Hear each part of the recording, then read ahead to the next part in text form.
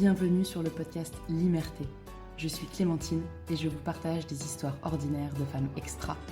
Ces dernières années, j'ai écouté de nombreuses heures de podcasts sur la maternité. Mais j'ai rarement entendu la voix de mères qui me ressemblent. Ces mères que je croise à la crèche, avec un autre enfant dans les bras, qui font les courses entre deux réunions, qui ont toujours une to-do list en tête et qui prennent leur douche la porte ouverte. La Limerté, c'est la liberté d'être mère comme on l'entend, parfois un peu bancale, en équilibre entre ce qu'on voudrait faire, ce qu'on peut faire et ce qu'on fait vraiment, entre ce que dit la théorie, ce que suggère l'entourage et ce qui nous correspond profondément. Plongez avec moi dans ces histoires de Limerté, des histoires un peu ordinaires de femmes extra qui sont mères du mieux qu'elles peuvent.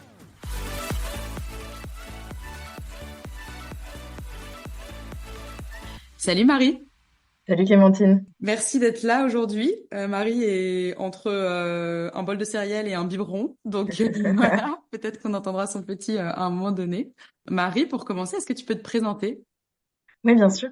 Du coup, je m'appelle Marie, hein, vous l'aurez deviné. J'ai 31 ans et j'ai deux enfants. Une petite fille qui s'appelle Azur qui va avoir 2 ans et un petit garçon qui s'appelle Osmo qui va avoir 2 mois. Donc, je suis dans le jus du postpartum. Ouais. Comment ça se passe ce deuxième postpartum? Beaucoup plus doux que le premier. Vraiment, le premier, je l'avais trouvé extrêmement dur physiquement et psychologiquement. En refaisant les cours de préparation à l'accouchement là et notamment le cours sur le postpartum, je crois que a posteriori, je peux dire que j'ai une période bien sombre, une petite dépression non diagnostiquée. Mais j'en avais tiré aussi pas mal de leçons et notamment ce que j'avais détesté, c'était le moment où je m'étais retrouvée toute seule avec ma fille. Ouais. Autant le mois à 3, je l'avais trouvé incroyable. Enfin, j'avais l'impression de baigner dans un jacuzzi d'amour, d'être dans une bulle. On passait des heures à la regarder. Elle dormait tout le temps. Elle était sur notre torse. On lui lisait à voix haute les livres. Enfin, bref. Vraiment, mais je pense que les parents Instagram. Et après, quand je me suis retrouvée toute seule avec elle, ça a coïncidé avec le moment où elle a arrêté de dormir. Et là, j'étais en colère, quoi. J'étais en colère contre la société, à me dire, mais on l'a fait à deux ce bébé, pourquoi c'est à moi d'être toute seule avec elle? Pourquoi je suis obligée? Pourquoi j'ai pas le choix? Pourquoi? En plus, c'était l'hiver, donc je pouvais même pas sortir, marcher avec elle. Il faisait trop froid, il pleuvait et tout. Et je devenais folle. Et puis là, mon mec, leur papa s'appelle Martin.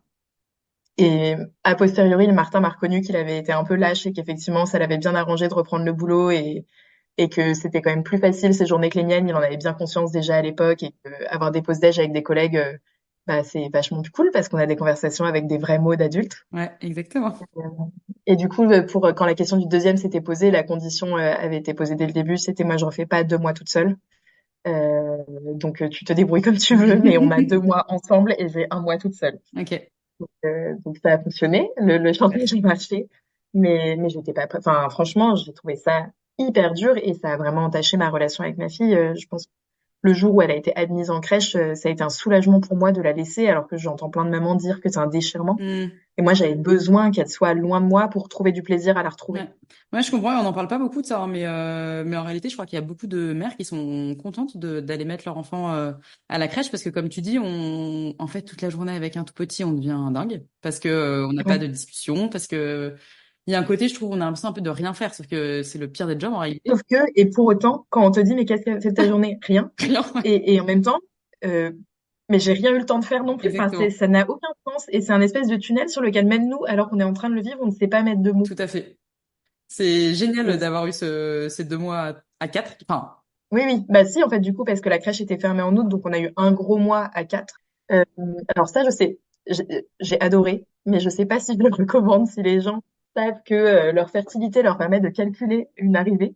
Ne pas la faire venir au moment de la fermeture de la crèche, parce que en fait, on n'a plus de répit, quoi, ni la nuit, ni le jour. En tout cas, avec les enfants que j'ai, ma fille étant dans l'équipe des enfants qui à 7h30 enfilent leur brassard et leur casque de vélo et veulent sortir. Euh, Nous, on sortait d'un biberon et on a eu, enfin, ce mois a été un flux continu d'activités, ouais. ce qui était à la fois génial parce que j'ai l'impression que pour Azur, ça lui a permis de vraiment rencontrer son frère et pas simplement d'avoir un créneau d'une demi-heure avec lui le matin, une demi-heure le soir et il faut qu'en plus ça tombe au Mm. moment où il est réveillé. Et nous, ça nous a permis aussi de retrouver quand même cette bulle à 4 qu'on avait expérimenté la première année. Mais c'est vrai que c'était d'autant plus épuisant que les premiers mois d'Azur. Ah ouais, j'en doute pas une seconde. Je t'avoue que moi, quand la deuxième elle est arrivée, j'étais contente de me dire La première va à la crèche et du coup, je retrouve la journée, c'est comme si on avait qu'un seul enfant, quoi. Oui, Enfin, oui, oui, c'est et plutôt reposant. je trouve, t'appuyer sur tes faiblesses du postpartum précédent. Là, la première fois, le dors quand ton enfant dort, j'étais un peu genre, oh, c'est pour les faibles. Ah non, bah là, non. Là, les parents de la crèche me disent, tu veux prendre un café? Non, non, j'ai 1 heure. Je vais Ouais, je dormir. vais dormir. Ouais. On s'écrit pour le déj, mais peut-être que je serai en train de dormir. Voilà. C'est bien, tu as donc appris de ton premier postpartum. Exactement. Et donc, on profite de cette sieste de Osmo pour parler d'un sujet qui est hyper important et qui est encore un peu tabou quand même, je trouve, et tu me diras ce que toi t'en penses. On va parler des grossesses arrêtées. Vulgairement, on les appelle fausses couches dans le langage courant, mais ça n'a rien de faux. Donc, moi, j'aime pas ce terme. Oui. Et je pense que j'aurais tendance à dire fausse couche aussi, même si je comprends complètement le combat autour de ce mot. Mais j'ai du mal enfin, même si je sais que j'ai été enceinte et que ça a été une grossesse et que dans ma tête, ça a été un bébé, les mots, je le sais, vont sortir naturellement comme ça. Donc, désolée s'il y a des personnes qui écoutent et que ça blesse, mais j'ai bien conscience qu'il y a rien de faux dans la fausse couche et je l'ai vécu comme tel, quoi. Moi, je le nomme comme ça. Après, parce que j'allais dire, là, on est là pour parler de ce que toi, t'as vécu. Donc, tu mets les mots que tu veux et avec lesquels tu es à l'aise. Mm. Et comme tu l'as très bien dit, n'offense personne. Voilà, chacune son histoire. Et en tout cas, toi, tu l'as vécu. Et bah, écoute, je te laisse nous raconter ce que tu as vécu. Ben alors sache que cette nuit, pendant les biberons, du coup, j'ai replongé dans mes textos de l'époque, mon agenda de l'époque, pour remettre un peu une chronologie. Et je me suis rendu compte qu'il y avait, enfin en fait que je me souvenais très bien, mais ça m'a fait très bizarre de retomber aussi. Enfin c'est bête, hein, mais tu sais, des photos, j'avance sur la suite, mais de papier toilette taché de sang, etc. Enfin je Mm. me disais, ah oui, en fait c'était ça mes journées. Enfin et donc du coup j'ai été très émue sur mon biberon de 3 heures du matin. Bah, alors, donc cette fausse couche a été sur ma deuxième grossesse. Donc, ma première grossesse, j'avais 18 ans, ce qui s'est soldé avec une interruption volontaire de grossesse qui était pas volontaire du tout, très tenue par la main par ma mère jusqu'à la chambre de l'hôpital parce qu'elle avait vraiment très très peur que je lui fasse faux bond. Ça avait été super violent pour moi, super dur. J'ai mis franchement, je pense plusieurs années à réussir à en parler sans pleurer et à me dire ok bah en fait moi ce bébé j'étais vraiment prête à l'accueillir et j'ai été jusqu'au bout du bout du bout de ce qui était autorisé en termes de délai pour l'IVG en France à l'époque. Ok. Donc j'ai été enceinte près de 3 mois Waouh. en tenant 2 mois en le cachant à tout le monde à part au papa et puis après à la maternité ils m'ont quand même dit vous pouvez pas faire ça toute seule, faut en parler à vos parents et là tout s'est enchaîné. Alors que t'étais majeure. Ouais, mais en fait, c'était pas une obligation, c'était un faux bienveillant de la sage-femme. Enfin, je sais plus si c'était une sage-femme, aucune idée, mais de la femme que j'avais en face de moi, qui me disait en fait, c'est quand même très lourd ce dans quoi vous Oui, vous d'accord. lancez. Il faut que vous ayez du soutien. Parlez-en à vos parents. Oui. Mais je pense pas qu'elle le disait en mode on n'a pas légalement le droit de vous laisser aller au bout de cette Ok. grossesse. Ok. Euh, et du coup, c'est vrai que pendant toutes mes relations après, j'ai toujours été très claire en disant que s'il y avait un accident, il y aurait pas d'IVG. Enfin, D'accord. quel que soit le contexte du couple ou du non-couple Hmm. autour, il y aurait pas d'IVG. Et franchement, à ma grande surprise, j'ai toujours eu des réactions très positives de d'accord. Et du coup, des mecs qui ont pris leurs responsabilités Mais tu en les me as disant, choisis, ces mecs, Marie. bah oui, ou alors je les ai prévenus et j'étais sûrement Oui. très tellement convaincue moi-même qu'ils vont se dire, ouh là là, elle rigole pas. Mais franchement, du coup, ensuite, pas d'accident. Et puis, je rencontre Martin à 25 ans, l'histoire démarre, petit pas pouf, donc c'était en 2018. 2 ans après, on se fait un été en van. Et pendant l'été, je sais pas trop comment, mais tu sais, ces grandes discussions quand t'as des vacances que à deux, on en vient à reparler d'enfants, sachant que ça avait jamais été vraiment un sujet dans notre couple. Enfin, on avait 25 ans, puis 27 ans, Hmm. 28. Et je lui dis, mais en fait, tu sais, je crois que plus on avance, plus je me vois sans enfant. Et je pensais que ça allait être une discussion. En fait, c'est devenu une dispute. Ah, mince. Mais je pense la plus grosse dispute de notre histoire de couple. Enfin, déjà à l'époque la plus grosse et c'est resté la plus grosse depuis. Hmm. Et enfin, du coup, Martin, au début, je pense arrive à rester assez calme. Il me dit, ah bon, bah, explique-moi. Et puis en fait, je pense quand il a compris que j'étais très sérieuse et que c'était le fruit d'une réflexion que je commençais à mener depuis des mois. Il y a eu beaucoup de colère et de tristesse chez lui où il m'a dit mais en fait j'ai l'impression de m'être fait avoir. Enfin, pour moi Hmm. c'était acquis que si notre histoire durait on aurait des enfants ensemble et en fait là j'ai l'impression que tu me dis que si toi et moi on doit rester ensemble il faut que je renonce à mon désir de paternité et en fait c'était pas le deal et je me dis, attends c'est pas du tout un deal on s'est rencontrés à 25 ans ouais. Ce qui est marrant, c'est que je pense qu'il a la réflexion que 99% des gens ont, qui est la règle, c'est on se met en couple et si tout va bien, un jour on aura des enfants, sauf que Oui, c'est plus le cas aujourd'hui, quoi. Tu vois, dans son idée ouais, de ouais, c'était le deal, complètement. bah je sais pas, on n'en a jamais parlé, donc Il n'y avait voilà. pas de deal. Enfin, Ouais. je sais même pas si on habitait déjà ensemble à l'époque. Si, on Ça- habitait déjà ensemble, mais depuis 3 mois, quoi. Enfin, Mm. Oui, c'était on était aux prémices de la solidification de notre histoire, quoi. à cette époque. Pourquoi toi, tu t'étais dans ce cheminement de pas avoir d'enfant? Qu'est-ce qui te faisait dire que tu voulais pas d'enfant? Je pense que je me disais vraiment, en fait, ça ne me manque pas. Et je vois pas de moment enfin, et d'ailleurs, quand j'en parle, enfin, j'ai une amie très très proche qui a un très très fort désir d'enfant et qui, à chaque annonce de grossesse, me dit c'est horrible, mais j'arrive pas à me réjouir pour les gens. Et je me dis vraiment, mais moi, j'ai jamais ressenti ça. Enfin, je me suis jamais dit j'ai besoin d'être mère pour m'accomplir, j'ai besoin d'enfants pour me projeter dans ma vie future. Alors que, tu vois, je suis l'aînée de 5 enfants, j'ai commencé à faire des babysitting à 11 ans, je travaille, enfin, je suis enseignante, donc j'ai des enfants tout le temps autour de moi, mais c'est peut-être aussi ça. Mais, euh, mais non, je me suis jamais dit j'ai besoin d'enfants pour être épanouie dans ma vie. Et du coup, plus on avançait, plus je me disais, bah, si j'en ai pas besoin, pourquoi le faire? Et il y avait aussi alors j'ai toujours pas la réponse à cette question, mais j'avais l'impression qu'on disait souvent aux femmes qui ne voulaient pas d'enfants, c'est de l'égoïsme. Et je me Mm. disais de plus en plus à l'époque, mais en fait, c'est le fait d'en vouloir qui est égoïste, parce que tu fais venir un enfant sur cette terre qui a rien demandé à personne, qui n'existait même pas, Mm. en fait. Et du coup, c'est ton désir que tu incarnes en cet enfant. Et en fait, si j'en ai même pas envie, pourquoi faire ça? Enfin, Mm. c'était pas que je voulais pas d'enfant, c'est que je me disais, bah, pourquoi en faire? Ouais, je comprends. Et du coup, franchement, cette dispute a dégénéré au point que on a passé la journée séparés. Martin m'a dit, vas-y, je vais marcher, je vais réfléchir. On se rappelle ce soir et on en reparle, alors qu'on était en van, donc clairement, on avait dormi ensemble dans le van, hein, il y avait pas de questions. Donc on a marché séparément, on était à Munich, je me souviens. On a marché séparément dans les rues de Munich et je me disais, mais comment ça a dégénéré à ce point? Enfin, moi, j'avais pas du tout l'impression de lui faire une annonce, une trahison. Enfin, Mm. et je voyais bien que lui, enfin, je l'avais jamais vu dans cet état, qu'il y avait un truc très profond qui se jouait là-dessus.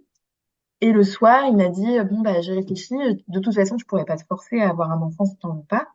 Et puis, c'est vrai qu'on n'en est pas là dans notre histoire. Donc, écoute, ce que je te propose, c'est que, on s'en reparle régulièrement, tous les mois ou tous les 2 mois, et tu me dis où t'en es dans ta réflexion. Et moi, je te dis aussi où j'en suis. Et puis, si à un moment, on doit prendre une décision radicale, on la prendra en tout état de cause. Mais je veux pas que tu me refasses comme ce que t'as fait là et me mettre face, aux fruits de ta réflexion de plusieurs mois. Je veux on se tienne respectivement au courant. Mm. Ça m'allait. Plutôt Donc, ça. Très bien. plutôt sain, mais en même temps, je me disais, je vois pas pourquoi ça changerait. Donc, on peut Mm. faire ça et on peut faire durer notre histoire jusqu'au moment où ça devient tellement problématique qu'elle devra s'arrêter. Mais en fait, moi, je me sentais quand même très, très sûre de moi sur le moment. Mais en ayant conscience, je pense que c'était aussi vraiment encore une grosse séquelle de cette IVG que j'avais pas Oui. voulu, où je me disais, j'en ai tellement bavé que, en fait, peut-être que la maternité, c'est pas pour moi. Mm. Et comme en plus, franchement, le fait, je pense, d'être enseignante faisait que j'avais des enfants dans ma vie toute la Oui. journée. Et d'ailleurs, je me disais aussi, je ne comprends pas comment font mes collègues qui sont mamans. En fait, s'occuper des enfants des autres toute la journée pour s'occuper des siens le soir, ça me paraît surhumain. Ouais. Donc tout ça mêlé nous amène donc fin de l'été, mois de septembre, mois d'octobre. On en reparle un petit peu, mais je sens que le sujet est encore fragile. Et sur le pont du 1er novembre, on part à Amsterdam 4 jours. Et très étrange. Donc j'ai toujours fait des rêves très chelous. Mais là, 3 soirs de suite, je fais des rêves de grossesse. Enfin, le premier soir, je rêve que je suis enceinte de jumeaux et que je l'annonce à Martin et qu'il panique. Donc je raconte le lendemain et il me dit, Marie, trop frais comme sujet, trop frais, je suis pas prêt à en rigoler. Donc il se braque complètement. Il fait, ah, quand même, c'est drôle et tout, des jumeaux. Bon, Non, tout soon. trop tôt. Deuxième jour, je rêve d'un élève avec qui c'était extrêmement compliqué, qui me dit de toute façon, depuis que vous vous êtes fait engrosser, vous êtes imblairable. Et je me réveille en me disant, depuis quand Abacar connaît le mot engrossé et le mot imblairable? Mais je me dis quand même, trop bizarre. Enfin, donc je le raconte même pas à Martin, parce que je me dis tout soon 2 fois, Mm. mais trop bizarre. Et troisième nuit, je rêve que je me fais agresser dans la rue et je me réveille en me tenant le ventre en me disant faut protéger le bébé. Enfin, c'est vraiment la pensée qui m'a traversée en me réveillant en sursaut. Waouh. Pareil, je le dis pas à Martin, mais je vais quand même regarder mon appli de suivi de cycle et je vois que j'ai 1 ou 2 jours de retard et effectivement dans ma valise pour Amsterdam, j'avais mis mes culottes de règles et je me dis bah il y a pas moyen, enfin je vois pas comment ce serait possible, mais c'est quand même trop bizarre. Et on rentre, donc c'était vu que j'ai re-regardé mon agenda un lundi 1er novembre. Et moi, ça tombait pendant les vacances scolaires, donc j'étais à la maison et Martin reprend le boulot. Et pendant la journée du mardi, je sens une espèce d'angoisse sourde qui monte où je me dis, oh non, en fait, je l'ai déjà vécu. Enfin, en fait, je sais ce que c'est, ce moment où tu te dis, je suis enceinte alors que je devrais pas être enceinte. Et j'ai commencé, mais vraiment à paniquer toute seule à la maison et me dire, c'est pas possible. Enfin, c'était en fait pile 10 ans après mon IVG, à quelques mois près. Et je me disais, je peux pas, c'est trop pour moi. Et en même temps, je me disais, mais rationnellement, c'est pas possible, tu n'es pas enceinte. En fait, au moment où tu vas pisser sur ton test de grossesse, tes règles vont arriver. Donc, j'ai tenu, je pense, 4 heures vraiment à tourner en rond dans l'appart, à me dire, mais faut que tu sautes le pas d'aller faire ce test. Mais en même temps, j'avais trop peur. Je finis par aller, je devais aller chercher un colis Vinted et je me dis, vas-y Marie, tu sors pour ton colis Vinted et au passage, t'achètes un test. J'achète le test à la pharmacie en bas de chez moi, je remonte. Franchement, c'était pas le matin. Enfin, du coup, je me disais vraiment, en plus, ça peut pas être positif. Enfin, j'ai un jour de retard de règles. Je fais pipi, c'est positif. Et là, je pense que mon cerveau n'a pas réussi à comprendre. Je me suis dit, mais c'est parce que j'habite dans le 18e.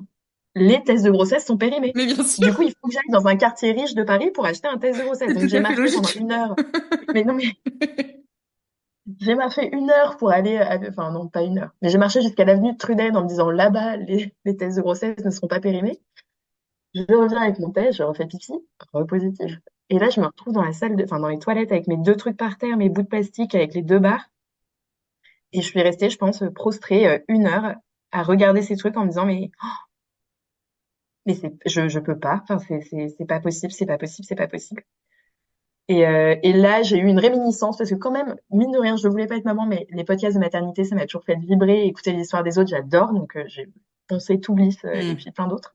Et je me souviens que dans Bliss, elles vont faire une prise de sang. Je hmm. me dis, ah, peut-être que les deux tests sont faux et que la prise de sang me dira que je ne suis pas enceinte. Donc je vais au labo. En plus, le labo arrête les prises de sang à midi, je le sais maintenant. Il a été à 16 heures. Et ils ont dû sentir une telle panique chez moi qu'ils ont quand même accepté de me prélever. Alors que toutes les fois d'après où j'ai dû faire des prises de sang hors délai, je me suis pris un non. Donc là, je fais ma prise de sang. Je m'auto-convainc à nouveau que tout va bien se passer et que le test par prise de sang sera négatif. Je fais ma fin de journée et le résultat arrive par mail, c'est positif. Là, là, je pleure, ça y est, ça sort. Hmm. Et il s'avère que Martin a une habitude de petit vieux, c'est que quand il part du boulot, il m'appelle pour me dire qu'il part du boulot. Ce que je trouve toujours très étrange, je me dis, à la limite, mon père faisait ça parce qu'il était macho et que ça voulait dire, il faut que le dîner soit prêt dans une demi-heure. Mais Martin, c'est certain que ce ne sera pas le cas. Donc, je ne sais pas pourquoi il fait ça, mais il fait ça. Et quand je reçois le mail, je me dis vraiment, oh, il faut pas qu'il m'appelle. Enfin, il faut pas, Hmm. parce que je peux pas lui dire ça par téléphone et en même temps, je peux pas ne pas lui dire. Ouais. Il m'appelle. Et là, enfin, j'arrivais plus trop à articuler, j'étais trop mal. Et il me dit, mais ça va pas et tout. Je dis, non, pas trop. Il dit, mais il y a un truc de grave. Et je dis, ah, ben, je sais pas. Il dit, mais t'es malade. Je crois pas que ce soit une maladie. Il dit, attends, mais Marie, mais qu'est-ce qui se passe? Qu'est-ce qui se passe? Et je me dis, je peux pas te dire comme ça, il faut que tu rentres. Bon, il n'est jamais rentré aussi vite. Je pense qu'il a grillé tous les feux de sa vie. Un quart d'heure plus tard, il était là. Et du coup, ce qui est sorti tout de suite, c'est on va être parents. Et rétrospectivement, je me dis, c'est fou ma naïveté sur justement ce sujet de la grossesse arrêtée. C'est que pour moi, un test positif voulait dire devenir parent. Il n'y Hmm, avait pas d'autre option. Il pouvait pas y avoir une merde pendant une grossesse, quoi. hmm. Enfin, la grossesse allait aboutir. Et attends, et juste aussi, ça veut dire que dans ton esprit, c'était aussi pas de nouvelle IVG. Parce que ça aurait pu être, tu vois, te dire, j'avais tellement cheminé aussi de te dire je veux pas être mère que t'aurais, enfin, ça aurait pu te dire. Ouais, mais je pense que le cheminement de pas d'IVG, il datait d'il y a 10 ans et lui, il Ouais, était tatoué au fer rouge. c'est certain. Impossible. Hmm, ok. Et du coup, et là, bah, réaction de Martin, explosion de joie, enfin vraiment dans le couloir de l'appart. Oh, mais c'est fou, mais c'est fou, mais je suis tellement content. Alors que moi, j'étais en chiale. J'étais un peu genre, ah bon et tout. Mais tu te dis pas qu'on habite dans un tout petit appart, qu'on n'est pas du tout près, que ça fait même pas 3 ans qu'on est ensemble. Enfin, du coup, je lui fais un peu la liste de moi, parce que j'avais le temps de processer dans ma journée. Et je me disais, mais non, mais je suis tellement content, mais c'est une tellement bonne nouvelle, mais ça pouvait pas mieux se passer que comme ça nous arrive alors que on l'a même pas voulu. Et je suis genre, mais moi, enfin, cette même phrase, je la disais en pleurant, quoi. Ça nous arrive alors qu'on l'a même pas voulu. Et du coup, on a vraiment passé la soirée assis sur le canapé où lui, il arrivait pas, tu sais, à cacher son sourire, quoi. Ça remontait tout seul alors qu'il essayait de me consoler, mais il rayonnait. Hmm. Et moi, j'étais, mais abattue à me dire, mais comment ça peut nous arriver? Enfin, vraiment, même physiquement, je n'arrivais pas à comprendre à quel moment on avait cliché. Enfin, ça me dépassait. Et du coup, le lendemain, j'appelle mon généraliste en lui disant, mais qui est mon médecin généraliste depuis mes 6 ans, qui est maintenant, je pense, très proche de la retraite. Et en lui disant, oui, oui, j'ai fait un test de grossesse positif, je panique, je sais pas ce qu'il faut faire, aidez-moi. Et du coup, il m'a fait rire. Il aurait pu simplement me dire, il faut que tu prennes rendez-vous avec une sage-femme. Pareil, je pense qu'il a senti et que j'étais trop loin dans ma panique. Il m'a dit, on prend rendez-vous jeudi, on se voit. Donc, du coup, du mardi à jeudi, j'ai quand même eu 2 jours toute seule à me dire à nouveau, mais qu'est-ce qui se passe, mais qu'est-ce qui se passe? Et j'arrive avec ma petite prise de sang et il me dit tout de suite, écoute Marie, t'attaches pas trop à cette grossesse. Et en fait, ça m'a vachement vexée. Bah oui. Je te comment ça? Et il me dit, ton taux est pas terrible, donc je te refais une ordonnance pour que tu refasses une prise de sang. Je sais même plus si c'est une ordonnance. En gros, il me dit, tu refais une prise de sang demain matin et puis ensuite à 48 heures et on va voir comment le taux évolue. Et je lui disais, mais en fait, il est pas terrible, mais tu sais, en bas des prises de sang, tu as une fourchette et la fourchette, elle est pas large et proportionnellement de plus en plus large. Et j'étais dans la fourchette et j'étais même pas au bas du bas de la fourchette. Je pense que sur les premières semaines, ça doit être entre 14 et 200 et j'étais à 80. Donc, certes, c'était Mm, loin de mm, 200, mais c'était pas collé à 14 non plus. Et du coup, je rentre, je dis ça à Martin, qui était un peu à balayer le truc à son tour, genre non, mais de toute façon, il a 70 ans, il y connaît rien, il est pas sage-femme, parce qu'il avait aussi dit prends rendez-vous avec une sage-femme. Et donc, je vais faire ma prise de sang, et effectivement, ça avait augmenté parfaitement proportionnellement. Donc, c'était toujours pas ouf, mais ça avait l'évolution demandée.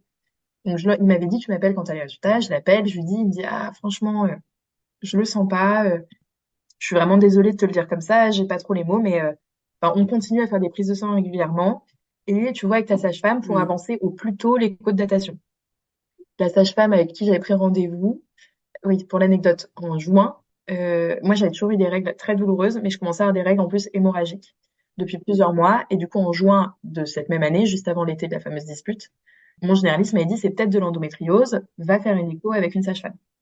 Et du coup, j'avais pris rendez-vous avec une sage-femme que m'avait recommandé une amie.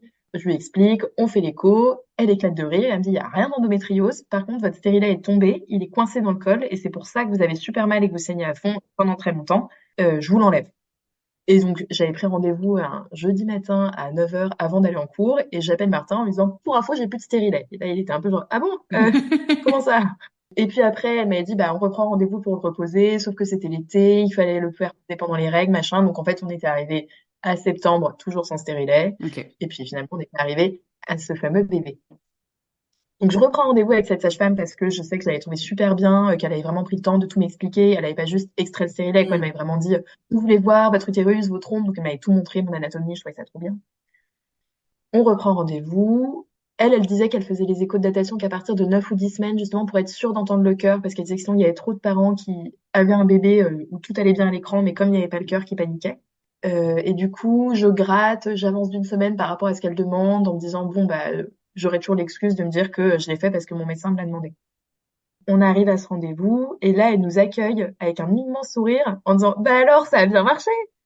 Et vous êtes, comment ça? Elle dit, enlevez le stérilet en juin, puis vous êtes là en novembre pour une écho, bravo, trop contente pour vous et tout. Mais elle était trop mignonne. Et moi, j'étais un peu genre, déjà, je voulais pas, et en plus, je crois que c'est mal barré. Du coup, Martin prend les devants et lui explique un peu tout l'historique. Donc là, il était en mode, pardon, du coup, ma réaction était complètement à côté de la plaque. Et en même temps, elle était tellement mignonne et tellement sincère que franchement, aucun de nous deux Mm. n'était vexé. Et on lui montre les papiers, les différentes prises de sang. Je crois qu'on a entre du coup la première prise de sang et ce rendez-vous, il avait dû m'en faire je pense 6. Oh, waouh. Ah ouais. Et en fait, il lâchait pas le truc, quoi. Je pense qu'il attendait le moment où il allait voir les bêta-HCG chuter, mais il me le disait pas. Ouais. Et en fait, logistiquement, en tant que prof, moi, je pense souvent à 8 heures le matin, donc ça voulait dire que je devais vraiment faire la queue avant l'ouverture du Mm. labo pour être prise, que tous les matins, je me mettais une énorme panique de est-ce que je serais quand même sortie à temps pour être en cours, que du coup, je me levais aux aurores, qu'en plus, j'étais stressée toute la journée en attendant les résultats. Mm. Enfin, donc au bout de 6, j'avais fini par dire à mon généraliste, en fait, on arrête. Tant pis, si la grossesse doit s'arrêter, on le saura. Mm. Mais moi, j'en peux plus du stress de ces prises de sang. Et du coup, bon, on est arrivé avec toutes nos prises de sang. Et elle nous dit, bon, effectivement, les signaux sont pas vraiment ouverts, sachant que ça faisait 3, 4 jours que je commençais à avoir des pertes brunes. J'avais bien sûr lu sur Internet que c'était hyper fréquent, que tant que c'était marron, c'était pas grave et tout. Mais bon, de fait, les signaux commençaient à concorder vers un, c'est pas dingo. Mm. Et elle dit, mais bon, en même temps, vous êtes venu là pour voir, donc si vous êtes d'accord, on va quand même aller voir ce qui se passe dans votre utérus et puis voir si ce petit bébé est quand même là. Donc on s'allonge. J'avais prévenu Martin que c'était en endovaginal. parce que j'avais plusieurs copines qui avaient oublié de prévenir leur mec, qui étaient un peu genre, mais qu'est-ce qui se passe? Oui, c'est Dans surprenant quand les on n'est bus, pas au courant. et en fait, bah, il était là et il y avait le quart. Ok. Et du coup, là, Martin a pleuré, vraiment tout de suite. Donc, elle a été trop contente. Elle me disait, mais il y a un quart, il y a un quart. Je vous le fais écouter. Puis elle nous l'a fait écouter super longtemps. Elle était vraiment tellement humaine, cette sage-femme. Et elle dit, mais par contre, il faut que je vous le dise, il est un peu petit. Et Martin est très grand. Donc, je me suis dit, bon, chelou quand même qu'il soit petit, mais bon, il y a plein de gens petits sur cette terre. Et puis, je veux dire, le mec a un mois, Ouais, quoi. il Donc, a le temps de ça grandir. va. Et en fait, ce que je ne savais pas, c'est qu'en fait, à ce stade, ils sont censés faire tous exactement la même taille en fonction de leur date de conception. C'est pas, il est petit comme mon fils de 4 ans est petit, quoi. Et sur le coup, je l'ai vraiment pris comme ça et elle l'a pas expliqué, je pense plutôt volontairement parce que je comprends que tu marches un peu sur des œufs Mm. quand il y a quand même un cœur et que, bah, enfin, tu sais pas ce qui va se Mm, mm. passer. Et du coup, elle nous dit, bah, si vous voulez, je vous propose qu'on se revoie dans une semaine et puis on voit comment il a grandi. Et j'ai quand même la présence d'esprit de lui dire, oui, mais mes saignements, qu'est-ce que c'est? Elle me dit, franchement, je vois rien, je vois pas de décollement, j'ai pas l'impression que ce soit le col qui saigne, donc je saurais pas trop vous dire. Après, à nouveau, c'est très fréquent. Donc on voit dans une semaine comment va ce petit bébé, mais en tout cas, là, vous pouvez sortir soulagé, il est là et il y a un Mm. cœur. Qu'est-ce que ça t'a fait, toi, d'entendre le cœur? Est-ce que tu étais toujours stressée sur ce truc de dire oh mon Dieu, on va devenir parents, c'était pas du tout prévu? Ou est-ce que petit à petit, ça commençait à s'apaiser? Non, je pense que le fait, en fait, qu'il m'ait dit, faut pas t'y attacher à cette grossesse, ça a déclenché le truc inverse où je me suis dit, mais comment ça? Enfin, comment ça? En fait, je peux pas vivre ça si ça aboutit pas. C'est Ouais, pas ok. possible. C'est tellement douloureux pour moi de revivre un début de grossesse non désiré. En fait, ça réactivait tellement Mm, de bah ouais. trucs. Bah, d'ailleurs, c'était le moment où j'ai pris le temps d'écrire enfin ce qui s'était passé pour mon IVG. Enfin, en fait, j'ai eu besoin pour accueillir cette grossesse de sortir ce qui s'était Mm, passé 10 ans avant. ouais. Et du coup, ça me demandait, c'était une telle violence pour moi que je me disais, ça peut pas être pour rien. L'histoire nous montrera que ça n'a pas été pour rien du tout. Mais pour moi, du coup, il fallait que ce bébé rentre dans nos vies. Et je pense aussi, l'enthousiasme et la joie la plus sincère du monde de Martin me portaient. De me dire, mais bah, en fait, si c'est avec ce mec Ouais. dans ce contexte-là, ce sera vraiment différent d'il y a 10 ans, quoi. Et en plus, j'adore les enfants, de fait. Enfin, c'était pas, je veux dire, il y a des femmes qui veulent pas d'enfants parce qu'elles aiment pas les enfants. J'adore. Donc, je me disais, je serais pas malheureuse d'avoir un enfant. C'est juste que je l'ai pas désiré, quoi. Et du coup, franchement, on sort, j'étais hyper soulagée, qu'il y ait le cœur. Mais si, je pense quand même à lui dire, on prend le train parce qu'on avait un week-end prévu chez des copains à Lyon. Est-ce que c'est dangereux? Est-ce que le fait que je saigne, Et elle nous dit cette chose que j'ai trouvée à la fois très dure et en même temps qui m'a beaucoup soulagée. Elle m'a dit, si vous devez perdre ce bébé, vous le perdrez quoi que vous fassiez. Donc ça sert à rien de rester allongé dans votre lit Mm, à espérer le protéger. Enfin, en fait, si cette grossesse ne peut pas aboutir parce que problème génétique, eh ben, elle n'aboutira pas. Donc, juste posez-vous la question de est-ce que vos potes sont des potes assez proches pour vous emmener aux urgences si vous en avez besoin? Est-ce que vous vous sentez assez en confiance pour leur dire ce que vous traversez? Si oui, allez à votre week-end. Si par contre vous vous dites qu'un dérapage avec eux, ce mm, sera pire que mieux, bah vous n'y allez pas. Et franchement, c'est des copains très proches, donc on s'est dit qu'on serait déjà trop content de leur mm, annoncer ok. de la grossesse et que si ça doit déraper, ils seront les premiers à nous emmener en voiture aux urgences. Du coup, on prend le train, on arrive à Lyon, on leur annonce, ils sont sincèrement trop contents pour nous. Et c'est marrant, ma pote me dit, j'avais compris qu'il y avait un truc parce que dès que t'allais aux toilettes, Martin changeait de comportement. Mm, Et je lui dis, mais comment ça? Elle me dit, bah, franchement, il y a plusieurs fois où il s'est même levé de table et tu voyais qu'il s'en rendait même pas compte, enfin, que instinctivement, il avait envie de te suivre pour aller aux toilettes et qu'il se rasseyait ou qu'il devenait tendu. Et du coup, j'en ai parlé à Martin. Il me dit, mais en fait, moi, j'avais qu'une peur, c'était que tu reviennes en me disant, je saigne rouge. ouais. Parce que, effectivement, les saignements continuaient, mais il restait marron. Mais du coup, en fait, je pense que chaque passage aux toilettes pour lui était une grosse, enfin, la même bouffée d'angoisse que pour moi. Sauf qu'à la limite, moi, je pouvais voir et lui, il devait attendre que je lui dise. Donc, il y avait un truc en plus. Et du coup, une fois qu'on leur a dit, ils étaient maintenant donc trois à attendre mes sorties de toilette pour me demander alors. Et dans le train du retour, ça commence à virer rouge foncé. Donc c'est Mm, toujours OK d'après les internets, mm, mais bon, c'était quand même moins OK que marron, quoi. Et lundi matin, en allant au taf, j'ai fait une note vocale à Martin en lui disant, en fait, je crois que je suis en train de devenir timbrée. Enfin, j'ai envie de passer ma vie aux toilettes à regarder ce qui se passe. En mm. fait, bosser, ça m'angoisse trop. J'en peux plus de ce premier mois qui n'a été que prise de sang. Enfin, il y avait aucune partie de sérénité ni sur la découverte, ni enfin rien. Tu vois, j'étais tellement loin des bliss où les meufs, où tu sais, où Clémentine pose la question de et alors le test et Hmm. elle raconte qu'elle a acheté des petites chaussures pour leur mec et tout. Et je pense que Martin a perçu l'urgence aussi parce qu'il a appelé la sage-femme en lui disant Marie va pas bien du tout. Est-ce que vous pouvez la revoir? Ok. Euh, et trop sympa, elle a dit bah écoutez, je vous prends sur ma pause déj, venez ce midi. Et le midi, donc Martin me dit la sage-femme peut nous recevoir si tu penses que t'en as besoin. Je lui dis genre non, t'inquiète, ça va, j'ai crisé ce matin, mais ça va. Et en fait, à ma pause au collège, je me rends compte que là, je saigne rouge, il y Hmm. a plus de doute. Et là, là, la panique a pris le dessus. J'ai été voir mon chef d'établissement en larmes en lui disant, je suis en train de faire une fausse couche là, enfin là. Est-ce que je peux ne pas prendre mes élèves à la fin de la récré parce que je saigne devant eux, quoi. Et il m'a vraiment regardé genre, bah bien sûr. Et du coup, là, le fait qu'ils me disent, vous pouvez ne pas prendre mes élèves, flot de larmes. Il savait pas quoi faire. Il était vraiment genre, il attrape son paquet de mouchoirs, il me le donne. Il dit, vous voulez aller voir l'infirmière? Enfin, tu vois, une infirmière scolaire. J'étais, ah non, c'est vraiment la dernière personne que j'ai envie de voir.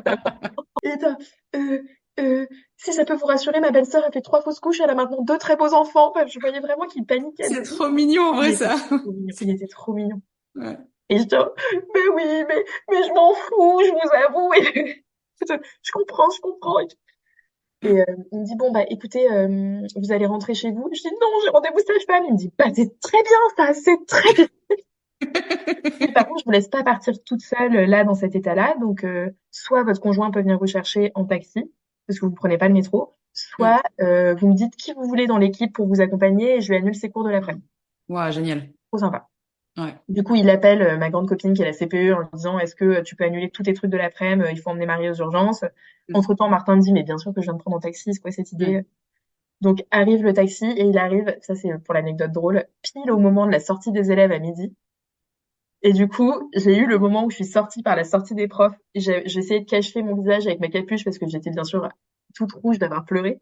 Hmm. Et tous mes cinquièmes qui avaient eu cours avec moi ce matin, qui me réavaient l'après-midi, qui étaient en mode, bah, elle fait quoi elle? Et qui du coup me pointaient du doigt, genre, bah, c'est Madame Balfet. Et donc je monte dans le taxi en plus, donc ça faisait très, c'est Reine d'Angleterre qui s'échappe discrètement avec sa capuche. Bref, donc ça c'était la partie drôle. On arrive chez la sage-femme qui là nous accueille en nous faisant un énorme câlin à tous les deux, en disant je suis désolée pour vous, écoutez, on va regarder, mais je suis là, enfin vraiment trop mignonne. Et elle met la sonde, et là, elle crie, mais vraiment le plus sincèrement du monde, mais il est immense! Et elle active le son et il y avait encore le cœur. Elle me dit, Wow. mais il a doublé de taille depuis jeudi, il a doublé de taille, il est parfaitement dans les courbes, il est immense. Mais en fait, je pense qu'elle, elle s'est pris le même truc où elle s'était préparée à accueillir un torrent de larmes. Et là, la surprise de voir à l'écho que tout allait bien. Hmm. Franchement, elle était encore plus heureuse que nous, quoi. Hmm. Nous, on était complètement sonnés. Donc, mais comment ça, il va bien? Enfin, vraiment, il va bien? Enfin, elle dit, bah, par contre, je peux pas vous expliquer vos saignements, je trouve toujours pas d'où ils viennent. Mais lui, il va super bien. Du coup, est-ce que vous pouvez revoir votre médecin pour qu'il vous arrête 15 jours on va tenter de vous alité et puis pour réduire les saignements. Et puis tout va bien se passer, tout va bien se passer. Et on ressort de là en se disant, waouh. Enfin, donc j'écris à mon chef d'établissement en lui disant, pardon, j'ai pas du tout fait une fausse couche, mais je suis arrêtée 15 jours. Et il me dit, ah non, mais enfin, très bien, enfin, si c'est ce qu'il faut, c'est ce qu'il faut. Et puis je vous souhaite que cette grossesse se passe bien, que Hmm. vous rencontrez trop gentil. Pas du tout culpabilisant. Mon médecin, je pense qu'il continue à ruminer dans sa barbe, je le sens pas depuis le début. Hmm. Il me fait mon arrêt en me disant, bah, j'espère que ça va marcher. Enfin, on fait confiance à votre sage-femme. Ma journée du mardi, je la passe dans mon lit à me dire, il faut pas que tu boives parce qu'il faut pas que tu aies envie de faire pipi, parce que si tu te lèves, tu vas voir qu'il y a encore du sang. Quand même, par précaution, la sage-femme, parce que je suis de groupe sanguin négatif. Et du coup, elle m'avait pas tout expliqué, mais elle m'avait dit, si le bébé n'a pas le même résultat que toi, il faut que tu fasses cette injection. On prend rendez-vous avec un infirmier pour le faire. Et du coup, le mardi, je marche jusqu'à un infirmier du quartier pour faire mon injection. Et quand je reviens, bain de sang dans ma culotte. Et je me dis genre, oh, mais j'ai marché 10 minutes et ça fait ça. Enfin, en fait, ça veut dire qu'il va falloir que je tienne 2 semaines, voire potentiellement beaucoup plus, sans bouger. Parce que si dès que je bouge, c'est ça la conséquence, enfin, il va jamais tenir ce pauvre bébé. J1, je commence à être ratiboisée par la culpabilité, par l'angoisse de me dire, mais combien de temps je vais devoir rester dans mon lit? En plus, je suis plutôt dans l'équipe des gens qui font plein de trucs. Et j'adore lire, mais alors là, impossible de me concentrer sur quoi que ce soit. Enfin, franchement, dès mardi soir, je devenais folle. Mercredi arrive, bon bah allez, c'est parti pour une deuxième journée dans mon lit. Donc j'avais bien sûr des trucs, enfin je devais aller au théâtre avec une copine le soir, j'annule. Et je reçois un mail Alors, il faut savoir que mes élèves ont toujours des adresses mail absurdes. C'est jamais prénom.nom, c'est genre couscous du 93. Là, c'était merguez du 93. Mais c'est toujours des trucs où avec leur héros de manga préféré, ou, enfin bon, il y a ouais, 93 quelque part. Et je reçois un mail du coup d'une adresse mail que je ne connais pas, avec écrit 17 SVP. Juste dans l'objet du mail, il y avait rien dans le corps. Trop bizarre. Et je me dis bon, mais c'est une mauvaise blague quoi. Et le message d'après, cette adresse mail 2 minutes après, et dans l'objet du mail, juste une adresse et un code. Et là, je me dis, ok, c'est vraiment très bizarre. Et du coup, je cherche dans mon historique de mail si par moyen, enfin, si j'ai pas déjà eu un mail de cet élève sur un devoir que j'avais demandé de m'envoyer, j'identifie l'élève. Et c'était un élève que je sentais pas depuis le début de l'année, à qui j'avais dit plusieurs fois, il y a un truc qui va pas, enfin, si tu veux venir me parler, n'hésite pas. Je sentais qu'il y avait un truc avec lui. Et je me dis, ok, donc 17 SVP, c'est pas une blague. Et donc j'ai appelé ma pote CPE en disant franchement je peux pas le faire mais je sens qu'il faut que quelqu'un le fasse. Et donc elle a effectivement appelé la police en leur donnant l'adresse, le code. Elle a pas, enfin elle me dit qu'elle a eu un peu à les secouer en mode franchement on y croit vraiment, enfin allez-y. On n'a Hmm. pas eu de nouvelles de la soirée et le lendemain mon chef d'établissement m'appelle et il me dit je peux pas vous dire ce qui s'est passé mais je peux vous dire que vous lui avez sauvé la vie. Oh waouh. Et en fait, là, je me suis repris un. Ok, en fait, si il s'était pas passé ça pour mon bébé, j'aurais été au théâtre. Donc, j'avais mon téléphone éteint. Donc, j'aurais jamais vu ce mec. Hmm. Et je me disais un peu genre, putain, je suis au fond du seau, mais il y avait une raison pour ça. Enfin, je vois pas des signes partout, mais je me suis sentie d'un coup hyper soulagée de me dire, ok, j'ai été dans mon lit pour une vraie raison quand même. Et 1 heure après, énorme mal de ventre. Énorme. Et Martin était en télétravail ce jour-là, et je lui ai dit, Martin, c'est fini. Enfin, j'ai même pas besoin qu'on aille faire une écho, c'est fini. Ouais, tu l'as senti, quoi. Ah, bah, c'était sûr. Et il m'a dit, ah bon, mais qu'est-ce que tu veux qu'on fasse? De quoi t'as besoin? Et pendant mes 2 jours dans mon pieu, j'avais eu le temps de poncer le compte Instagram de Mes Presque Rien, qui est pour le coup vraiment une merveille pour toutes les femmes du monde, et encore plus si on traverse une IVG, une IMG ou une grossesse arrêtée. Franchement, moi, ça m'a fait énormément de bien. Tous les mots que pose Mathilde Lemiel sur ces situations et les histoires d'autres femmes qu'elle retranscrit. Je trouve que c'est à la fois d'une douceur et en même temps hyper cru, et qui font qu'on s'y retrouve, mais c'est pas le filtre du dessin fait que c'est pas trop violent pour être supporté même quand on est en train de traverser ça. Et, euh, et du coup, je lui avais dit, j'ai vu plusieurs histoires de femmes qui perdent l'embryon dans leurs toilettes et je crois que ça c'est au-dessus de mes forces. En fait, je peux pas me dire que ce bébé finit dans les toilettes et qu'on doit, toi ou moi, tirer la chasse sur ce bébé. Donc en fait, on va aux urgences parce que je veux que ça arrive là-bas. Bah ok, enfin oui, très bien. Donc on appelle un taxi, on va aux urgences maternité les plus proches. Et arrivé là-bas, une infirmière nous dit d'attendre. Et là, pareil, énorme colère de Martin qui leur dit, mais on peut pas attendre, en fait, on peut pas attendre, s'il vous plaît, il nous faut une réponse. Et en plus, enfin, ça m'a fait marrer, parce que dans ces moments-là, il dit ma femme, alors qu'on n'est pas du tout mariés. Femme va mal, et qui dramatise le truc. Et les infirmières étaient en mode, oui, bah, il y a de l'attente, enfin, c'est les urgences, monsieur. Donc, et elles étaient hyper détendues, donc il y avait vraiment un énorme contraste entre enfin, la tristesse et l'angoisse qu'on avait, et elle qui était en mode, oui, bah, écoutez, et en même temps, je comprends, je pense qu'elle voit ça toute la journée. Ouais, ouais.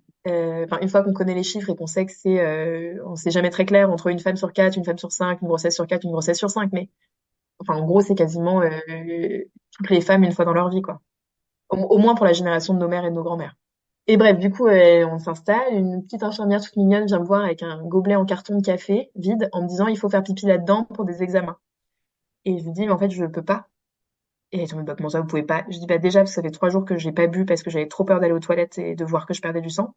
Donc physiquement, je peux pas faire pipi. Et je dis, et en plus, franchement, il y a que du sang qui coule de moi. Donc je peux vous donner un gobelet de sang si vous voulez, mais je peux pas vous donner un gobelet de pipi. Je pense que ça l'a saoulée ma réponse. Elle me dit, non, mais vous me faites un gobelet de pipi. Elle me laisse avec mon gobelet. Enfin, elle part un peu saoulée et tout. Bon, je vais aux toilettes en me disant, bah, je vais essayer, mais j'y crois zéro. Et en fait, bon, déjà, ma prédiction était bonne, hein. Mon gobelet se remplit de sang, mais à la vitesse d'un robinet. Et là, je vois, plop, l'embryon qui tombe dans le gobelet. Et là, j'étais vraiment dans ces toilettes méga glauques des urgences, avec le gobelet dans ma main. Et je me disais, il est là-dedans, enfin, il est là. Et je suis sortie, mais j'étais un zombie, et je l'ai donné à Martin en lui disant, il est là-dedans. Et il était vraiment genre, quoi? Et après, je me suis rassise, et la meuf est venue chercher le gobelet, et elle a commencé à tremper ses bandelettes dedans et je l'entendais râler genre ah mais je peux rien en faire, il y a même pas d'urine et tout. Et bah il y a pas d'urine mais il y a mon bébé en fait. Enfin je Ouais, la délicatesse, quoi. elle je lui avais pas dit mais je l'entendais râler quoi et je finis par dire à Martin franchement est-ce que tu peux aller leur demander de vérifier que c'est bien le bébé, enfin que je sache quoi que c'est ça, que je suis pas folle, que je suis pas en train de rêver. Ensuite on est pris en charge par enfin, elles étaient deux, je pense une interne, une externe, et elles font une écho, et elles tournent l'écran, et ça m'a trop saoulée qu'elles tournent l'écran, parce que je me disais, en fait, je sais, donc montrez-moi que c'est vide. Et effectivement, elles me disent, bah, il n'y a plus rien, quand on compare aux échos que vous nous avez amenés, il n'y a plus rien. Et là, j'ai commencé à être en boucle sur, il est dans le gobelet, il est dans le gobelet. Enfin, vraiment, j'ai dû répéter cette phrase 50 fois, je crois. Dites-moi qu'il est dans le gobelet, confirmez-moi qu'il est dans le gobelet. Au bout d'un moment, la plus âgée finit par dire à la plus jeune, tu peux aller vérifier qu'il est dans le gobelet, s'il te plaît. Je pense qu'elle n'en pouvait plus de moi. Et à ce moment-là, je me redresse. Et franchement, Clem, une mare de sang par terre. Enfin, elles ont dû passer la serpillière. Mm. Il y en avait partout. Enfin, quand elle a enlevé la sonde sur le préservatif, il était couvert de sang. Enfin, on voyait que du rouge. C'était une scène de crime. Et je vois que Martin regarde en même temps que moi et qu'il a un regard mais affolé en mode mais c'est pas possible, comment elle peut perdre autant de sang? Et elles ont été franchement hyper délicates. Donc elle est revenue, elle m'a dit oui, oui, bah effectivement, c'est bien votre embryon dans le gobelet. Est-ce que vous êtes d'accord pour que on l'envoie pour analyse génétique et tout? Enfin, oui, oui, bah oui, enfin, Ok. oui. Et après, elles nous ont gardés pour un entretien tous les deux. Elles nous ont vraiment dit c'est pas de votre faute. Il y a rien que vous auriez pu faire pour changer la situation. Mm. Euh, on sait pas expliquer les fausses couches. La plupart du temps, on pense que c'est des anomalies génétiques et que c'est des bébés qui pouvaient pas vivre. Mais c'est pas vous. C'est pas vous. C'est pas. Enfin, vous pouvez vous enlever la culpabilité. Et elles ont vraiment pris le temps. Elles ont pris le temps aussi de me demander si je voulais un arrêt. Donc j'avais l'arrêt de 2 semaines demandé par la sage-femme. Donc elles en ont pas rajouté, mais elles étaient prêtes à le faire. Elles m'ont dit bah si vous en avez besoin, Ok. prolonge. Et rétrospectivement, ce qu'on aurait dû faire, c'est en demander un pour Martin aussi. Lui ont pas proposé à Martin. Elles lui ont pas proposé. Pour autant, elles l'ont pris en compte dans la conversation. Ok. Il était autant, je pense parce qu'il se manifestait. Il y a beaucoup de maladies génétiques dans sa famille, donc je pense qu'il culpabilisait encore plus que moi et il posait vraiment la question de est-ce que c'est ma faute? Et du coup, elles ont pris beaucoup de temps avec lui aussi pour lui dire peut-être que c'est une maladie génétique de votre famille, mais enfin, vous y pouvez rien. Enfin, vous avez fait un bébé, Mm. c'est vos gènes, et puis un jour, ça marchera. Preuve en est, vous êtes là. Donc franchement, elles ont été top, les deux. Et on est ressorti de là. En fait, Martin a dû reprendre le taf l'après-midi, quoi. Waouh. C'est-à-dire que sa boss, il avait écrit à sa boss en lui disant écoute, Marie était enceinte, je crois qu'elle fait une fausse couche, on va aux urgences. Et puis, ça s'est arrêté là. Et il y est retourné Euh, l'après-midi comme si de rien n'était, quoi. Bah, en télétravail, mais et en fait, je pense enfin, je sais, on en a beaucoup reparlé après, mais lui, il s'est mis dans un tunnel de, il faut pas que j'y pense pour aller bien. Mm. Et du coup, il a beaucoup, beaucoup bossé, il est beaucoup sorti, il a beaucoup vu de gens. Alors que moi, je me disais, j'ai besoin de calme pour aller bien. Et je me suis vraiment enfermée pendant 2 semaines où j'ai beaucoup lu. Je recommande aussi à fond le livre Une fausse couche comme les autres de Sandra Lorenzo, moi, qui m'a fait énormément de bien et que j'ai relu récemment. Je me disais, en fait, il fait encore du bien 3 ans après, quoi. Mm. J'ai écouté beaucoup, beaucoup, beaucoup de podcasts où j'avais besoin d'entendre des voix de femmes qui racontaient comment elles l'avaient vécu, ce qui s'était passé pour elles et de me dire, je suis pas toute seule. Et le podcast qui m'a fait le plus de bien, étonnamment, c'était le podcast de l'Ordre des gynécos, qui était du coup pas un témoignage de femme, mais qui était une lecture très experte de ce que c'est qu'une grossesse arrêtée, avec des gynécos, des sociologues, des historiens, et notamment une historienne qui disait, en fait, aujourd'hui, on décide d'une grossesse, et du coup, on veut qu'elle aboutisse. Mm. Mais il faut se projeter aux générations de femmes d'avant qui subissaient leur grossesse et qui pouvaient être enceintes en continu depuis leur puberté jusqu'à leur ménopause et pour qui en fait une fausse couche c'était un soulagement, c'était une respiration de OK, je repars pas là-dessus, c'était des femmes pour qui l'accouchement c'était quand même un risque pour leur vie à chaque fois, c'était des bébés qui avaient une énorme mortalité infantile donc elle remettait vachement en perspective quand on vous dit le corps est bien fait, la nature est bien faite, c'est pas une insulte à vous qui désiriez un enfant très profondément aussi historiquement, en fait, ça a permis à beaucoup de femmes de survivre, le fait que toutes les grossesses n'aboutissent pas. Mm. Tout à fait, ouais. Et en fait, ça m'a fait beaucoup de bien de remettre ça en perspective par rapport à l'espèce humaine, enfin de passer de moi, mon petit nombril, à quelque chose de macro. Ouais, tout à fait, t'as raison. C'est bien, je trouve que vous vous soyez chacun accordé le droit de reprendre votre vie comme vous vouliez, tu vois, parce que vous étiez finalement complètement les Ouais. opposés sur la manière de le faire, quoi. Martin, il avait besoin Ah ouais, ouais, clairement. d'activité et presque de mettre ça sous le tapis pour plus tard, quoi. Et toi, t'avais besoin de le vivre à fond pour justement passer à autre chose. Bah, je pense qu'il s'est dit qu'il avait besoin de ça parce qu'on lui a pas donné le droit d'aller mal aussi. Oui, oui. Enfin, comme personne lui a dit, t'as le droit à un arrêt, t'as le droit du temps pour toi. Mm. Moi, on m'a dit que j'avais le droit d'être triste. Puis qu'on m'a dit, vous avez 2 semaines pour pleurer. Ouais. Oui, non, lui, il a dû retourner au boulot. Et puis, alors je suis pas dans sa tête, mais j'ai l'impression qu'il y a aussi un côté où, comment dire, d'impuissance parce que bah évidemment qu'il était hyper triste, etc. Mais il te voyait aussi toi qu'il avait vécu physiquement. Mine de rien, je pense que de voir tout le sang, Ah ouais, ouais. c'est très impressionnant. Et que un petit côté de se dire, je suis obligée d'aller bien parce qu'en fait Marie, si on va pas bien tous les deux, on va couler quoi. Je sais pas trop parce qu'au fond, je pense qu'il savait que moi, j'allais de mieux en mieux. Ok. C'est-à-dire qu'au cours des 2 semaines, j'ai vraiment remonté la pente. Mhm. Il restait ensuite une semaine avant les vacances de Noël et j'ai hésité à faire prolonger mon arrêt. Et après, je me suis dit, en fait, oui, ça va être dur de reprendre parce que j'ai trop peur des questions de mes élèves et de devoir leur expliquer. Mais en même temps, je me sens prête à reprendre. Enfin, je pense qu'une fois que j'aurai passé la première heure avec chaque classe, ça ira.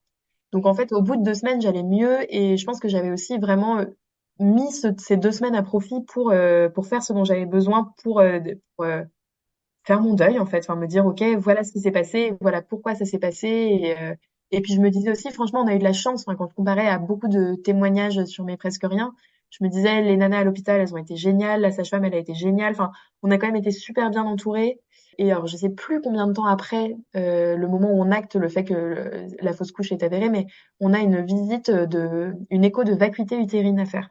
Ouais, pour expliquer, c'est pour vérifier en fait que voilà, l'utérus est bien vide et que c'est tout a Ouais. été évacué quoi, qu'il reste pas des Des petits petits. bouts de quoi que ce soit et qui pourrait mener Ouais. à une infection. Mais alors, pour le coup, ça m'a mis vachement en colère de me dire, putain, on a dû aller aux urgences pour acter que mon utérus était vide. Et là, on me demande, je pense que c'est un mois après, mais je me souviens plus. On me demande de revivre ça, en fait, Mm. de repasser cette scène où on te remet une sonde et où on te redit, eh ben, c'est bien vide. Mais merci, je Ouais. suis au courant. Super. Du coup, franchement, je pense que si ça n'avait pas été la sage-femme qu'on aimait beaucoup, qui nous avait accompagnés, je l'aurais pas faite, cette écho. Et en fait, je recommande vraiment à toutes mes amies qui ont traversé une grossesse arrêtée de le faire parce que moi, ça m'a fait aussi beaucoup de bien. La sage-femme m'a dit, effectivement, on vérifie, mais ça prend 2 secondes. En fait, on prévoit quand même un rendez-vous de 30 minutes. Et en fait, c'est surtout pour vérifier comment vous allez. Et on a beaucoup plus parlé que fait une écho. Et elle me disait, franchement, je recommande aussi à fond à ce que les coparents soient là Mm. parce que souvent, ils vont très mal et personne pense à leur poser la question. Donc elle m'avait vraiment dit, bah Martin il est pas là, mais dis-lui de m'appeler s'il a besoin de parler. À ce moment-là, elle s'était aussi beaucoup livrée. Elle nous avait expliqué, enfin elle m'avait expliqué que elle avait perdu des jumeaux. Et elle me disait, je suis devenue une meilleure sage-femme à partir du moment où j'ai moi-même vécu une fausse couche parce que j'ai enfin compris ce que c'était que de se prendre cette annonce. Et elle me dit, je pense que j'accompagne beaucoup mieux les couples là-dessus. Et ça m'a fait vraiment beaucoup de bien comme visite. Bah tu sais, je crois que tu disais tout à l'heure, c'est une grossesse sur 4 ou 5 selon les statistiques. On n'en parle quand même pas beaucoup et pourtant j'ai l'impression que quand ça nous arrive, on découvre plein de gens autour de nous qui l'ont vécu. Ouais, ouais, ouais.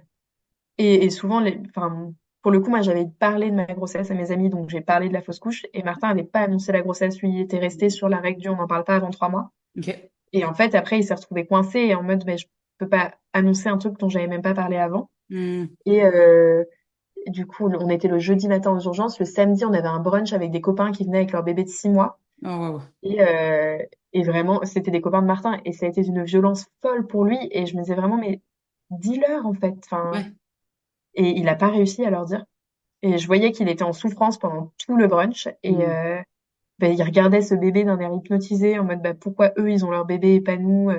Et vraiment, pour le coup, du coup, sur les grossesses d'après, là, il l'a dit tout de suite en mode Ouais. ben, euh, si ça doit s'arrêter, je veux pas refaire la même erreur. Je veux que les gens puissent être là pour moi parce que j'ai bien vu que Marie, ses copines, elles avaient été là et ses copains. Ouais, c'est important. Complètement. Ouais, cette règle des 3 mois, elle est vraiment, vraiment débile, quoi. Ça fait partie des tabous, enfin, pas des tabous, mais ouais, des non-dits autour de la maternité.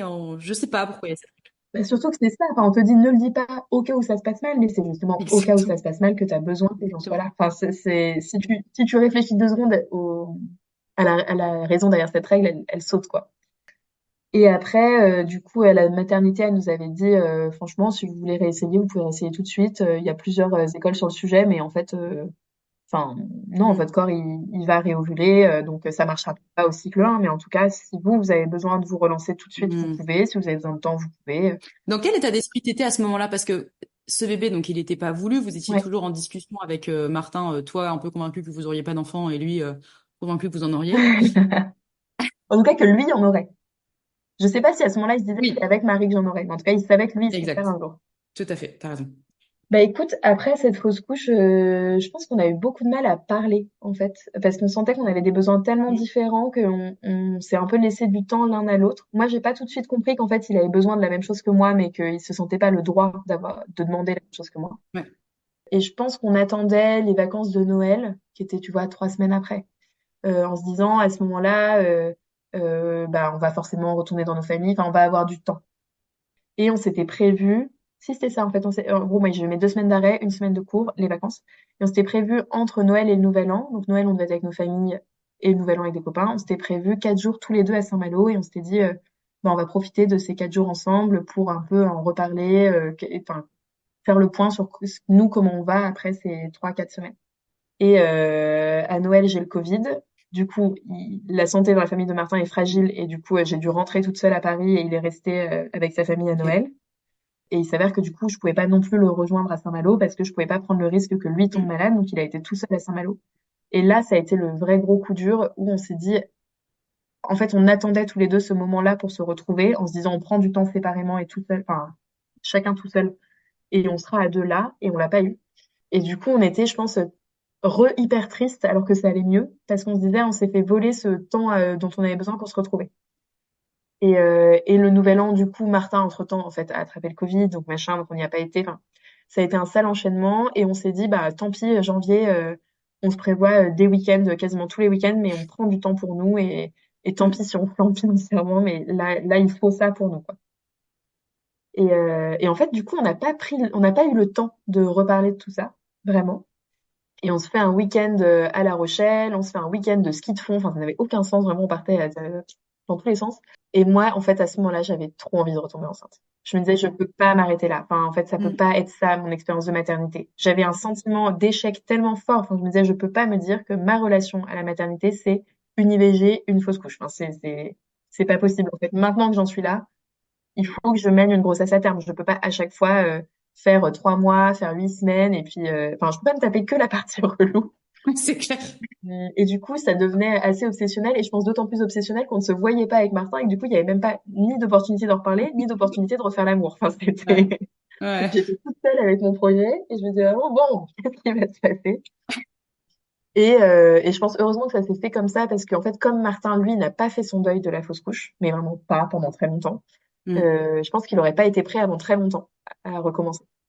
Mais bon, disons qu'il n'a pas non plus été très rigoureux sur la contraception. Et du coup, mi-janvier, donc au deuxième cycle après la fausse couche, je retombe enceinte de ma fille.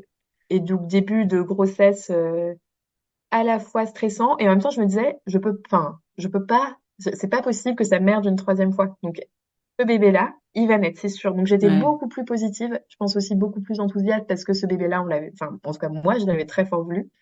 Martin, il avait très fort voulu un enfant, donc Ouais. voilà. Et surtout, on avait une super équipe autour de nous. On avait cette sage-femme incroyable qui, du coup, reprenait du service.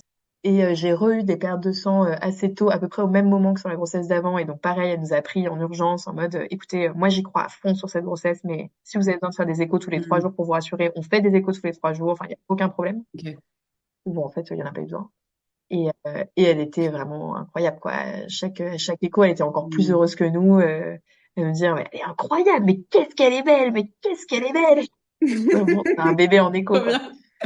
Mais tu vois, je trouve que c'est génial d'avoir un professionnel de santé qui te suit, qui soit enthousiaste comme ça. Ah ouais. Et en fait, je trouve que ça devrait être la règle. Ah oui, oui. Pas forcément sur le côté enthousiasme, mais tu vois, sur le côté vraiment Investi. empathique et que ce soit dans les deux côtés, quoi, investi. Parce qu'il y en a tellement des professionnels de santé qui, bah, c'est devenu mécanique et toi, t'es là à te poser 1000 questions et t'oses même pas les poser parce que t'as l'impression de le faire chier en Oui, face, quoi. clairement.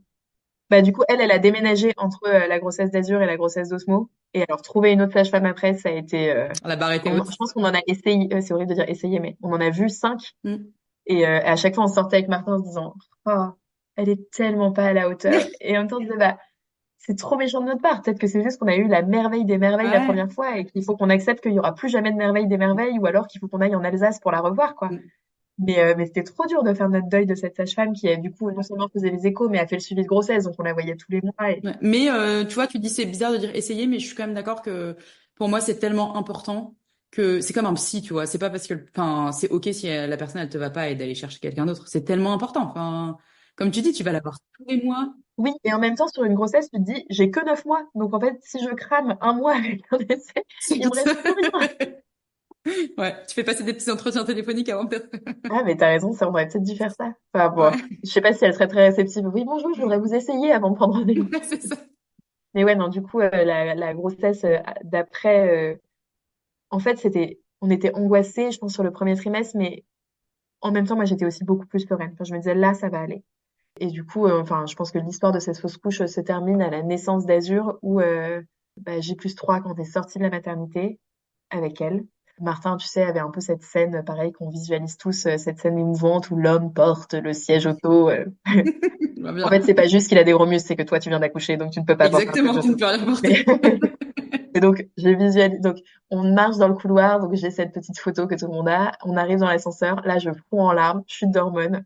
Mais je fous en larmes Mm. de bonheur, en mode, mais c'était tellement bien, mais c'était tellement bien, mais j'ai trop aimé la maternité, mais franchement, s'il pouvait nous garder Mm. une semaine de plus, j'ai trop aimé telle personne et tout. Donc il se fout de moi, mais Marie, mais n'importe quoi. Bon, il est mort de rire, on sort de l'ascenseur, je lui dis bon, je vais quand même faire pipi avant le taxi. Mm. Je le laisse avec Azur, je le laisse mort de rire.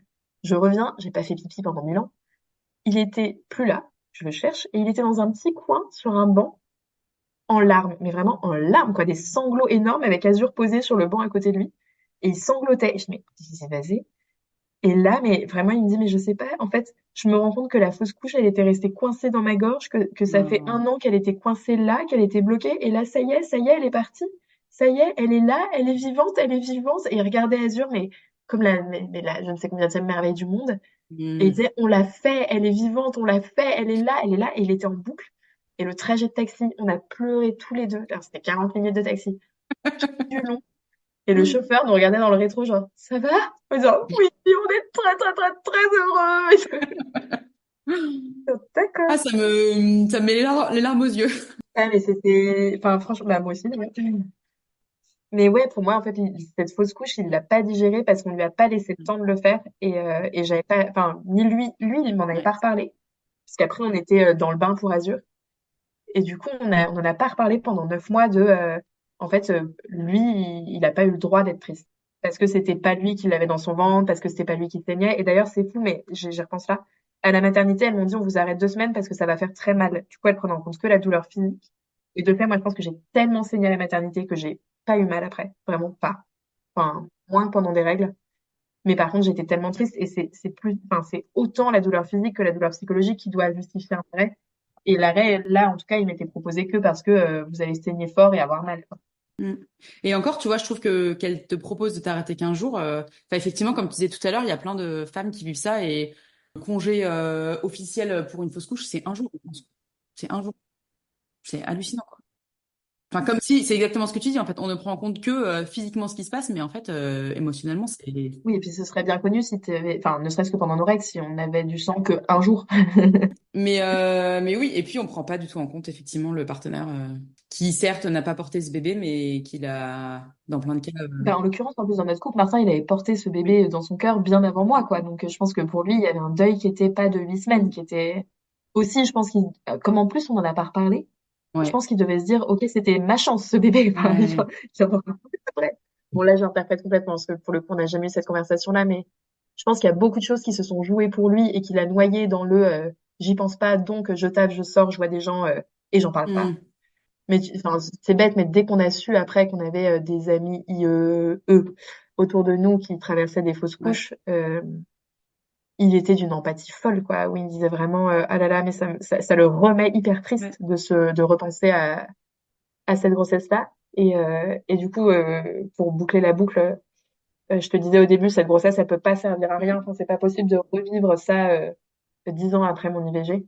En fait, moi, cette grossesse, elle m'a permis d'être prête pour Azur et pour ce mois après et de me dire, en fait, j'avais pas de désir d'enfant, mais là, ce bébé, je veux l'accueillir. Enfin, c'est bon, ça y est, ça s'est débloqué chez moi. Non pas qu'il y ait des choses à débloquer et que les femmes qui ne veulent pas d'enfants aient un truc à Bien débloquer, sûr. mais Ouais. en tout cas, moi, dans mon cas, cette grossesse m'a permis de me dire, OK, en fait, je veux un enfant avec Ouais. Martin.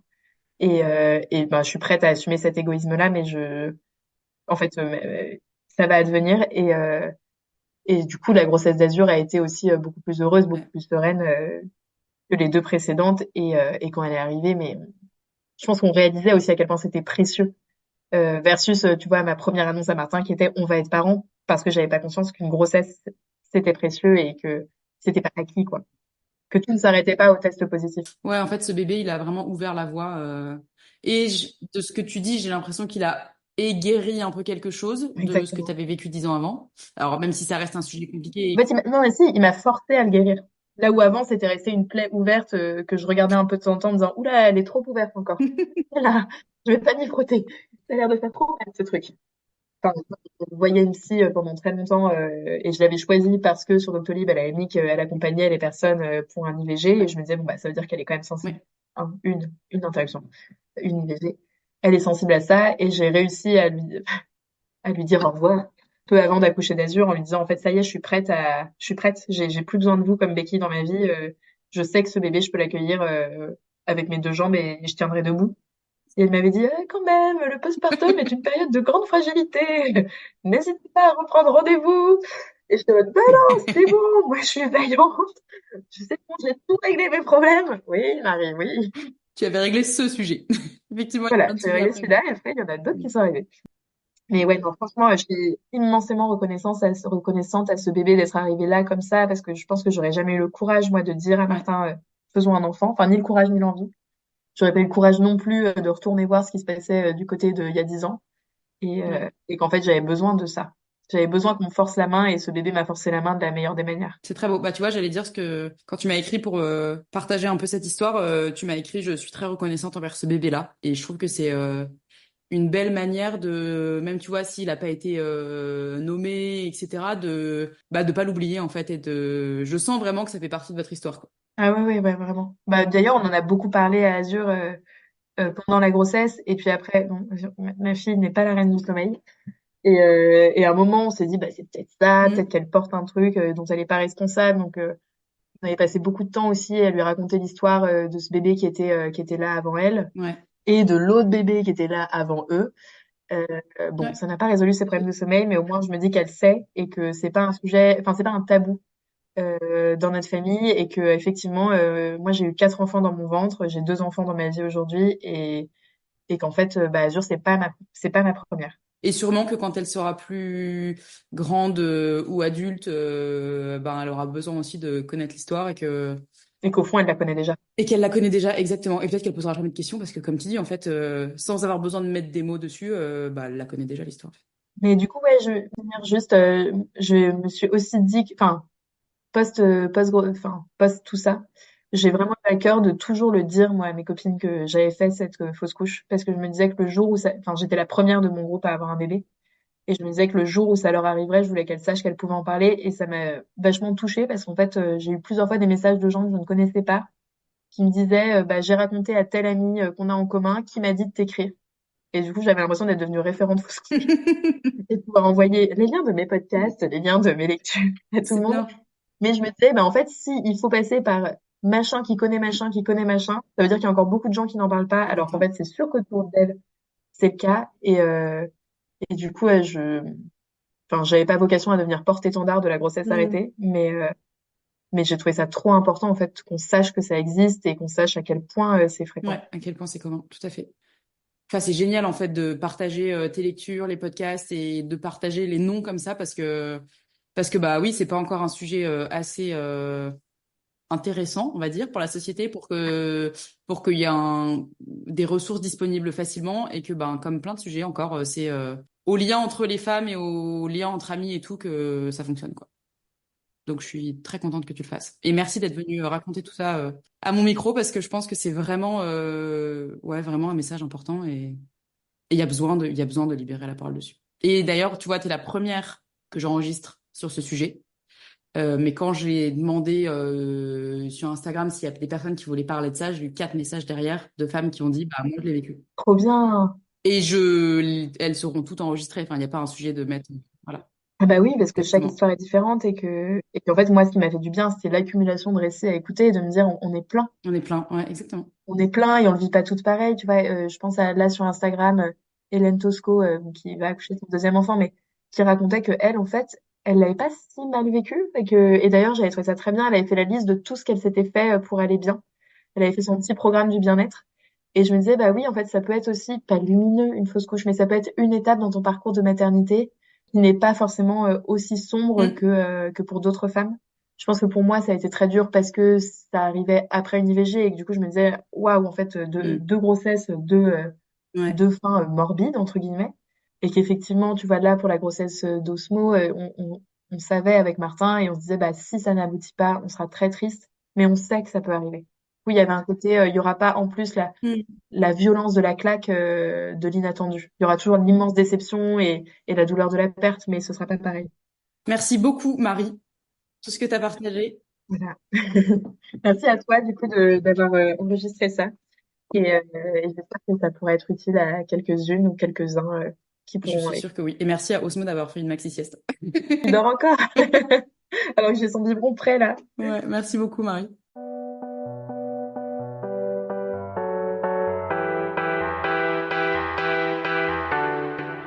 J'espère que cet épisode vous a plu. Si c'est le cas, je vous invite à mettre 5 étoiles et à vous abonner au podcast sur votre plateforme d'écoute. C'est le meilleur moyen pour lui donner de la visibilité et permettre à d'autres femmes d'écouter ces histoires. Je vous remercie pour votre écoute et je vous dis à très bientôt pour de nouvelles histoires ordinaires de femmes extra.